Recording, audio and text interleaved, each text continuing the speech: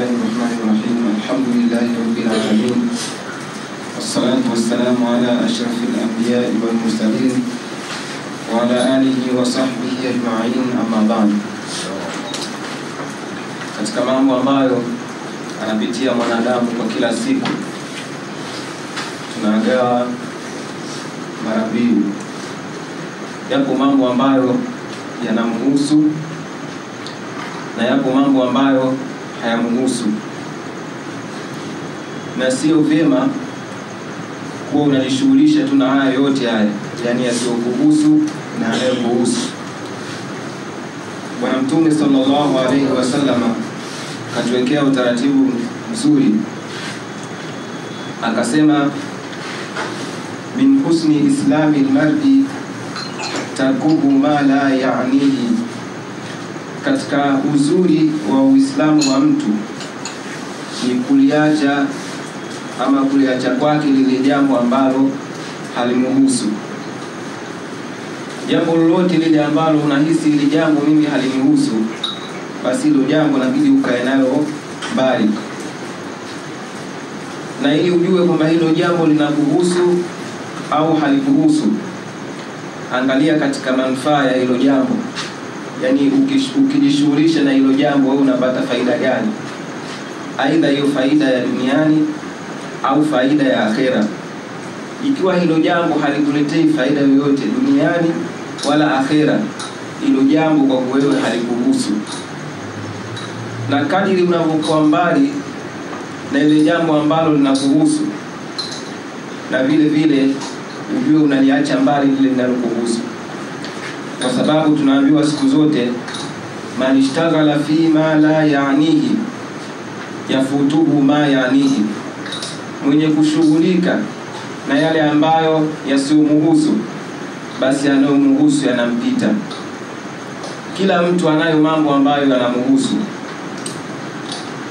Yale mambo ambayo yanakuhusu ndio mambo ya kushughulika nayo. Ukishughulika na yale yasiyokuhusu, basi muda wako unakuwa unaupoteza bure. Mfano, sasa hivi tumekumbushwa sisi muridi tuna jambo hapa la majalisi. Kama muridi, hili jambo la majalisi ndio hasa wewe linakuhusu. Kwa hivyo kadiri unavyoshughulika na mambo mengine, basi ujue mambo haya majalisi pia yanakupita. Na sio hilo tu, yapo mambo mengi sana katika ibada ambayo yana wakati maalum. Kwa hivyo ukishughulika na yale yasiyokuhusu, yale mambo ambayo yana wakati, wewe yanakuwa yanakupita. Kwa hivyo muhimu ni kupima katika yale tunayoyapitia, katika yale tunayoyafanya, yanakuhusu au hayakuhusu. Kama hayakuhusu, basi jitenge, fanya yale ambayo yanakuhusu, ili uwe umetumia vizuri wakati wako.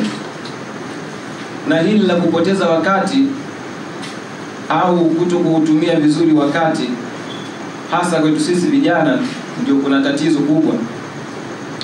Kwa sababu sisi, yapo mambo ambayo yanatukumbaza, ambayo hayo ndio yanachukua muda wetu mwingi sana. Tukiwa tunashughulika na hayo, basi unakuta mambo mengi hasa yanayotuhusu yanatupita. Mfano, leo mpira ulikuwa unachezwa, basi mpaka misikitini hakuna watu swala magharibi mpaka swala ya Isha. Mpira wanacheza watu wengine, na manufaa ya mpira wananufaika watu wengine. Lakini sisi tupo radhi swala itupite, mambo yetu ya msingi yatupite, ili mradi tu tuzifurahishe nafsi zetu. Kadiri tunavyokaa na kupoteza muda kuangalia mpira, basi ujue yale mambo yanayokuhusu katika ibada ama katika dunia yako, basi ujue unapoteza kitu kikubwa sana. Kwa hivyo muhimu, jambo la kuondoka nalo ama swali la kujiuliza leo hii, ukitoka hapa, jambo gani ambalo linakuhusu na jambo gani halikuhusu? Muhimu ni kupima ili ujue lipi linakuhusu na lipi halikuhusu. Linalokuhusu shughulika nalo, na lisilo kuhusu achana nalo, ili uwe umtumia muda wako vizuri. Tumuombe Mwenyezi Mungu Subhanahu wa Ta'ala atujalie tuwe miongoni mwa waja wake wema wenye kusikiliza maneno na wakayafuata yaliyo mazuri. Wassalamu alaikum wa rahmatullahi wa barakatuh.